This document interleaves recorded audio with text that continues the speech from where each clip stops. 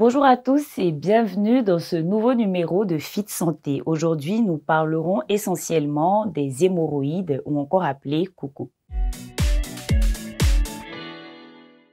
On appelle hémorroïdes l'inflammation et la dilatation excessive des veines hémorroïdaires. Les veines hémorroïdaires sont des veines que l'on retrouve au niveau de l'anus et du canal qui conduit à l'anus. On l'appelle le canal anal. Il y a les veines hémorroïdaires internes qui se retrouvent au niveau de la paroi du canal anal et les veines hémorroïdaires externes qui se retrouvent au niveau de l'anus sous la peau. En cas d'hémorroïdes, ces veines se gonflent et deviennent brûlantes. La principale cause des hémorroïdes est la constipation. En effet, la constipation demande de faire des efforts de poussée pour évacuer les selles. Ce sont des efforts de poussée qui entraînent le gonflement et l'irritation des veines hémorroïdaires.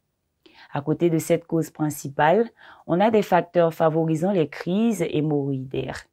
Il s'agit de certains aliments comme les viandes, les plats épicés, le café, le thé, les colas et les alcools. En plus de cela, nous avons le surpoids, la position assise prolongée, du manque d'exercice et des efforts physiques violents ou spécifiques. La grossesse est également une cause d'hémorroïdes chez les femmes, du fait du poids du bébé, du ralentissement de la circulation sanguine et des efforts de poussée lors de l'accouchement. Les signes de l'hémorroïde sont principalement des douleurs, des saignements et des prolapsus au niveau anal. Les prolapsus, c'est lorsqu'il y a apparition d'un bout de chair au bord de l'anus. Ces principaux symptômes sont généralement accompagnés d'autres signes qui sont la démangeaison et l'envie fréquente d'aller à la selle. La prévention de l'hémorroïde consiste essentiellement à lutter contre la constipation.